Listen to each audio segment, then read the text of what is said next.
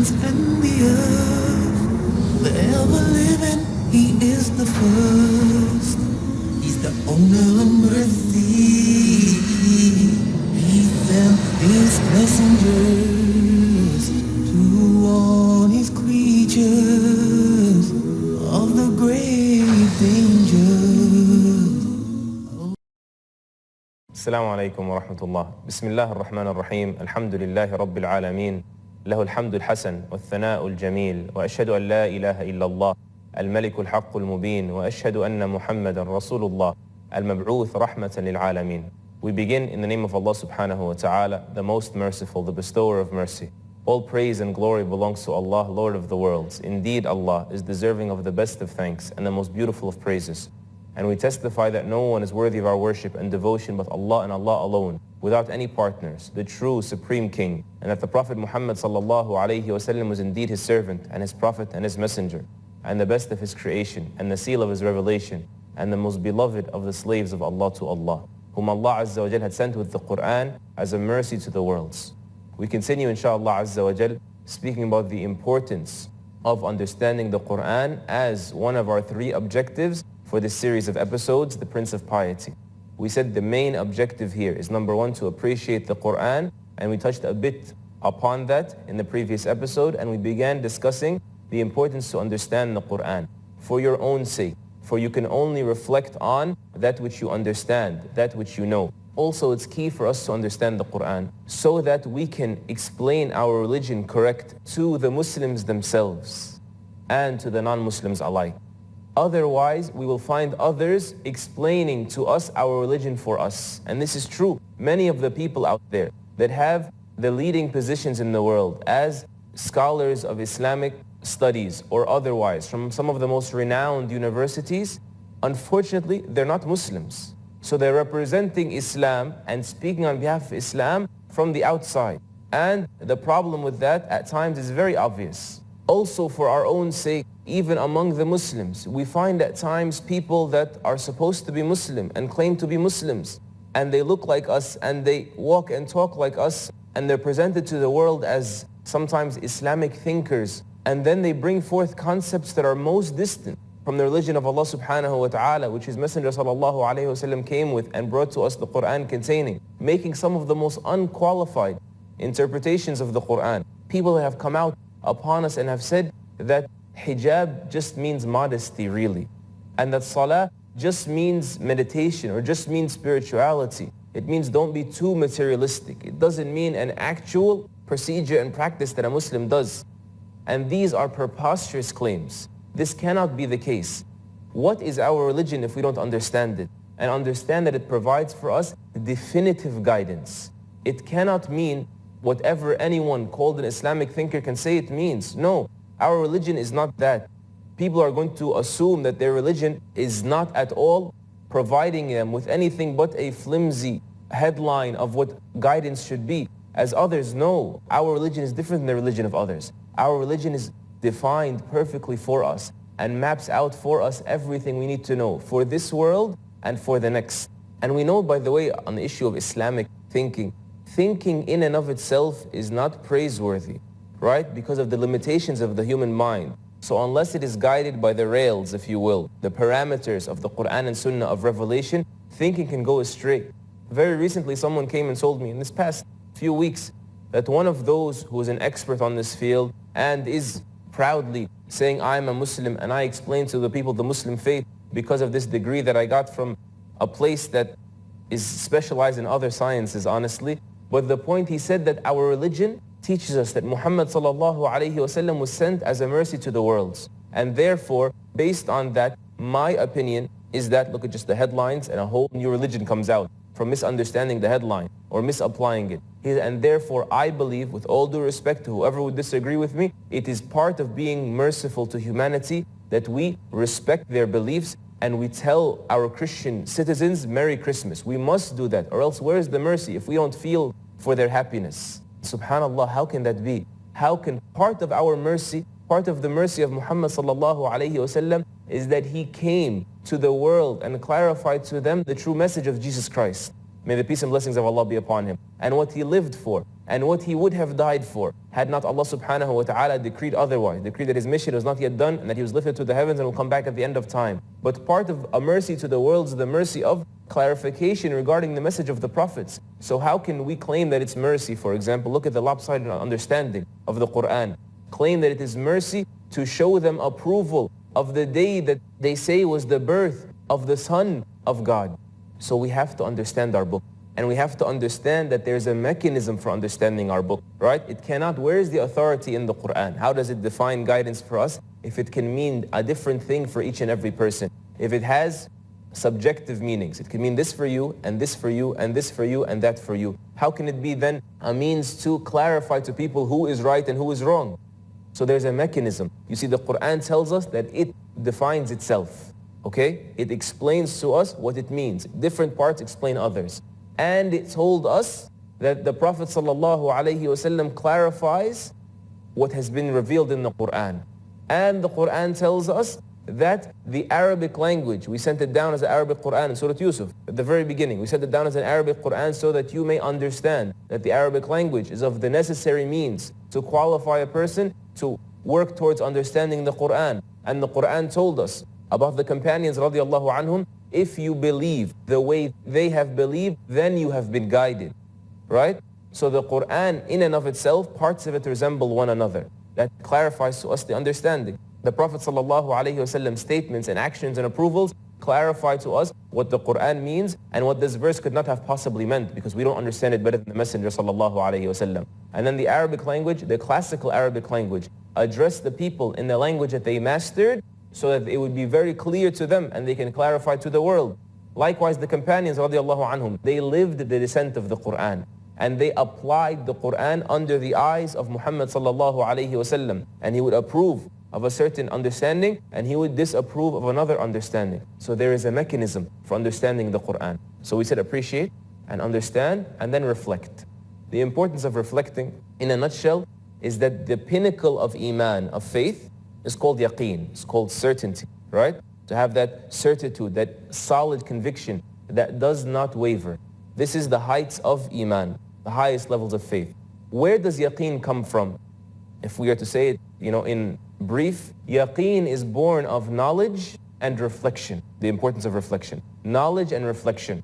A person is benefited by the fact that he knows knowledge and that he reminds himself about. That's why Allah subhanahu wa ta'ala says, فَذَكِّرْ فَإِنَّ الذِّكْرَى تَنْفَعُ الْمُؤْمِنِينَ. So remind, for indeed the reminder benefits the believers. The opposite of that is also true. The reminder doesn't benefit the disbeliever because he doesn't believe in the fact to begin with. So to repeat it at his ears is not going to help in any way. And at the same time, the verse also entails that the knowledge in and of itself, the fact is not enough, because you can know a fact, but unless you remind yourself consciously about it, then it's not going to benefit you. So remind, meaning remind of the facts that these believers already believe in.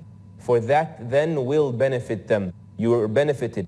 Abdullah bin Mas'ud radiallahu ta'ala anhu. And it was also reported by Jundub bin Abdullah radiallahu ta'ala anhu, that they said, تعلمنا الإيمان ثم تعلمنا القرآن فازددنا به إيمانا. We learned Iman first. We know the reality of this religion and we appreciate this religion. We valued this religion and we knew the basis, right? And then we learned Quran. So it increased us in Iman. And people will come later that learn the Quran, he says, without learning Iman first, meaning the fundamentals of faith and the value of this religion and how much of a reality it is. They will learn Quran, lip service, just empty reciting, without learning Iman, and it will be of no benefit to them. It will actually harm, because the Prophet ﷺ said to us in the hadith Abu Malik al-Ash'ari radiallahu ta'ala in Sahih Muslim, وَالْقُرْآنُ حُجَّةٌ لَكَ أَوْ عَلَيْكَ. The Quran is a proof for you, right? It will benefit you, أَوْ عَلَيْكَ, or it will be against you. So we need to understand this concept, that the Quran came to suit us perfectly. Every word in it benefits. And it may benefit us, that same word, in more ways than one, as we discussed in the previous episodes. And we said, so we need to appreciate it and understand it and then reflect on its meanings time and time again, so that its meanings are carved into our lives and carved into our personalities.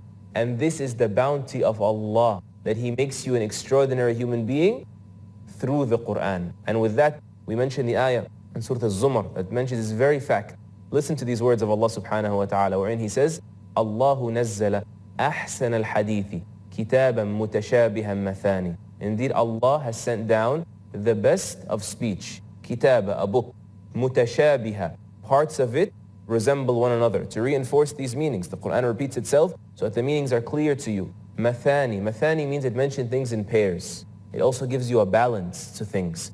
Fear and hope, punishment and reward, truth and falsehood, belief and disbelief, righteousness, evil. Mathani, it mentions things in pairs. تَقْشَعِرُّ مِنْهُ جُلُودُ الَّذِينَ يَخْشَوْنَ رَبَّهُم. That causes the skins of those that fear their Lord. Learn Iman before Quran. That fear their Lord to tremble. Goosebumps, if you will.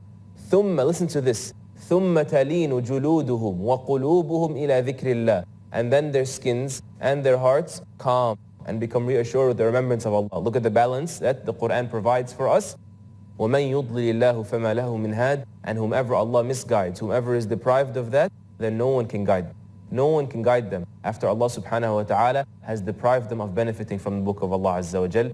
Shall we begin now studying the story of Musa alayhi salam and how we can practice benefiting from the Quran through it? After a break, inshallah, shall we? Assalamu alaikum wa rahmatullah. We are taught before we begin reciting the Quran to say, أعوذ بالله من الشيطان الرجيم. We seek refuge with Allah from shaitan, the accursed, the rejected, the exile. أعوذ بالله. I seek protection with Allah literally means I run to try to be close to Allah, to shelter with Allah from shaitan, al-rajim. A'udhu, the Arabs say, أطيب اللحم أعوذ. That the best meat is that which is a'udh, that which is sheltered. Meaning the best meat you can eat is the meat closest to the bone. That's the softest meat when you're cooking a feast, right? So that is the meaning of the word a'udh. A'udh means to rush close, right? To Allah subhanahu wa ta'ala, seeking the shade of His protection from shaitan, who does not want you to transform yourself into an amazing believer by virtue of the Quran. So you seek his protection, so you are isolated, quarantined from his whispers and him causing you to misunderstand the book or causing you to recite the book where it will fall on deaf ears and the likes. And then we say, Bismillahir Rahmanir Rahim. We begin in the name of Allah, who is Ar-Rahman Ar-Rahim. We begin in the name of Allah means what? Meaning we begin by mentioning the name of Allah so that we may be granted from the favors of Allah. Just as the Prophet ﷺ taught us to say in the morning and in the night 3 times each, Bismillahi alladhi la yadurru ma'a ismihi shay'un fil ardi wala fis sama'i wa huwa as-sami'ul alim. In the name of Allah, who does not allow harm to occur alongside His name, right? In the earth or in the heavens, and He is the all-hearing and the all-knowing. So we mention the name of Allah so we will benefit and we will be protected from harm. In the name of Allah, we begin Ar-Rahman Ar-Rahim. What is the meaning of Ar-Rahman Ar-Rahim? These are 2 of the names of Allah subhanahu wa ta'ala that obviously are similar in their structure and they're also similar in their meaning.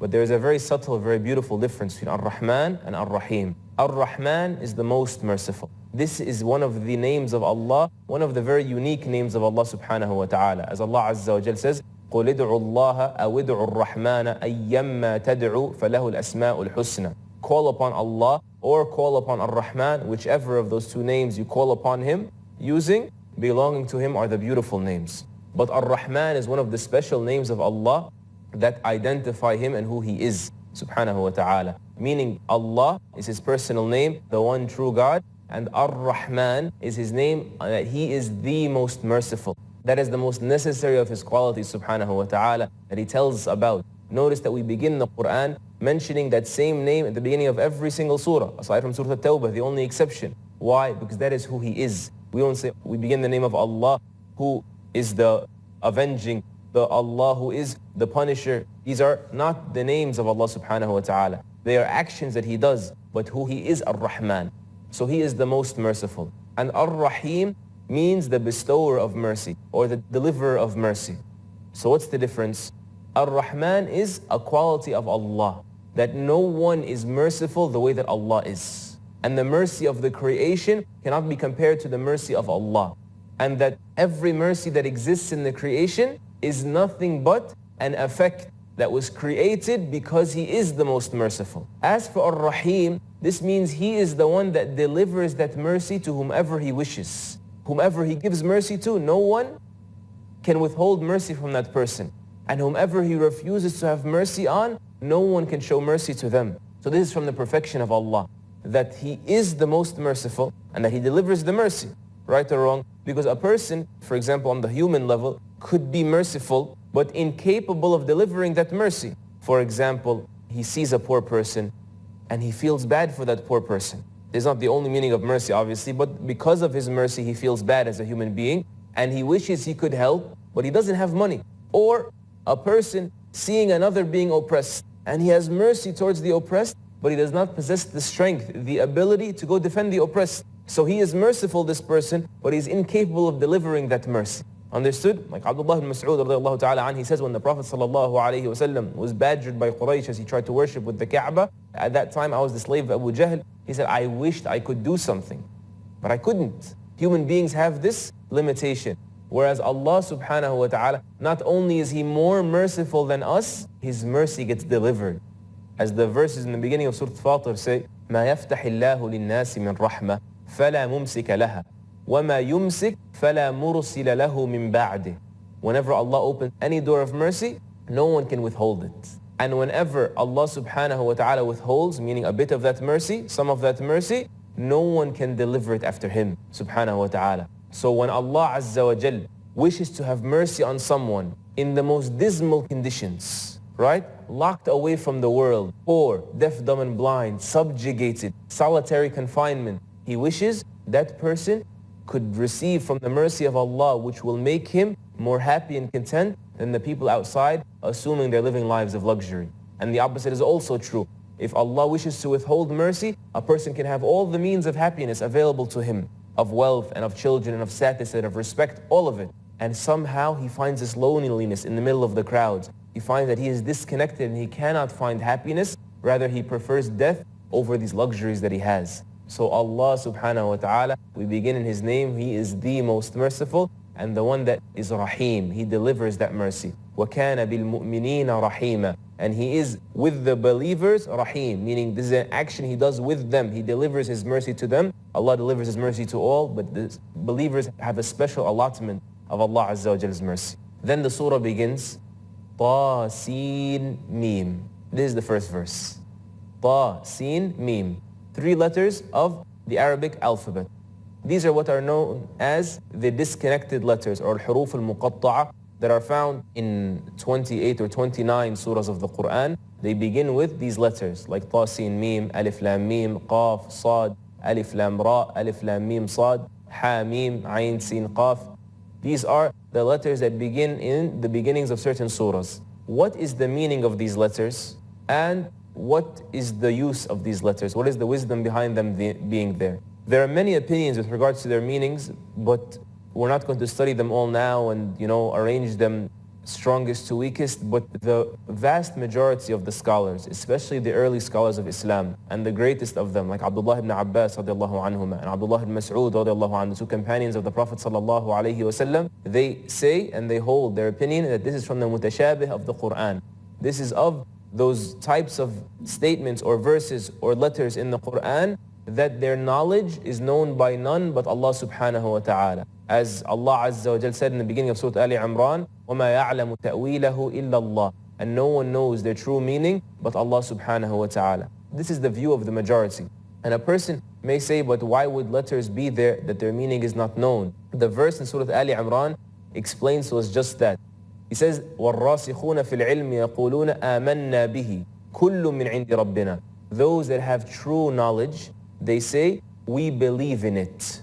All that has come from our Lord. Meaning, the true person of knowledge is the one of the meanings, obviously, not the entire meaning, is that the true person of knowledge is the one that knows the limitations of his knowledge. Knows the limitations of his knowledge. And they say, we believe in it all, it has all come from our Lord. So meaning, even according to this majority opinion, that the meaning is not known to us, there is still a very important benefit. And that is the believer accepts that it's from Allah, even if I don't understand it. And this is a central concept. We don't understand certain acts either, like why Fajr is 2 rak'ahs and Dhuhr is 4 and Asr is 4 and Maghrib is 3 and Isha is 4.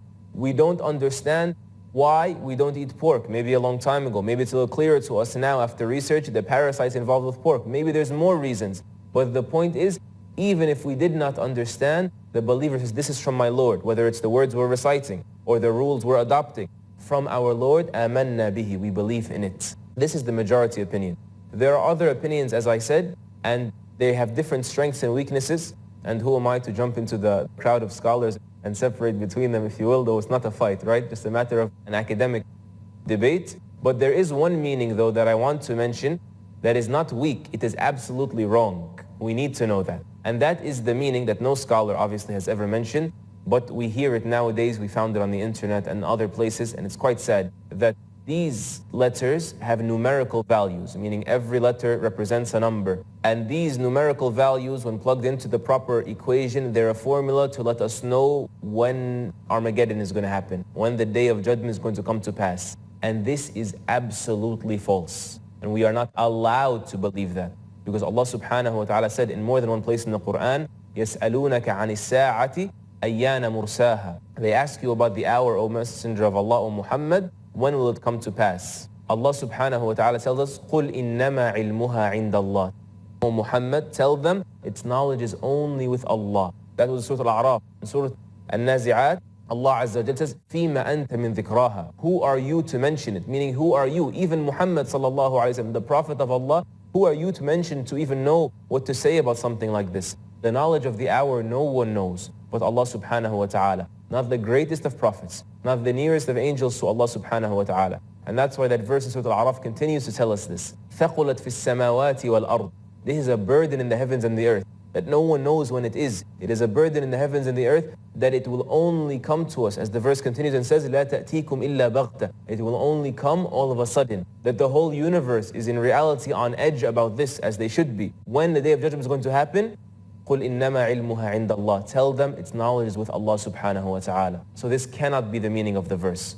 So that's with regards to the meaning. Some have said there's a difference though between the meaning and the wisdom, meaning there's still a wisdom even if we don't know the meanings as to why it was mentioned, Ta Sin Mim. In other words, for sure there's a reason why Ta Sin Mim was used in this surah and not Alif Lam Mim. There's no randoms in the Quran, right? Everything is precisely placed in its proper place.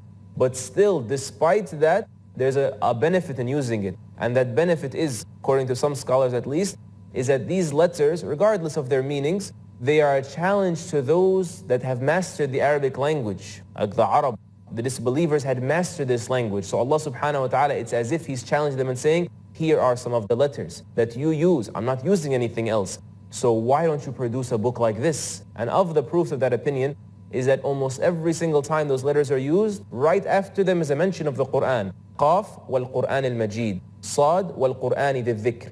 Alif Lam Ra wal-Kitab al-Mubin. Alif Lam Mim, dhalika al-Kitab, the book, right?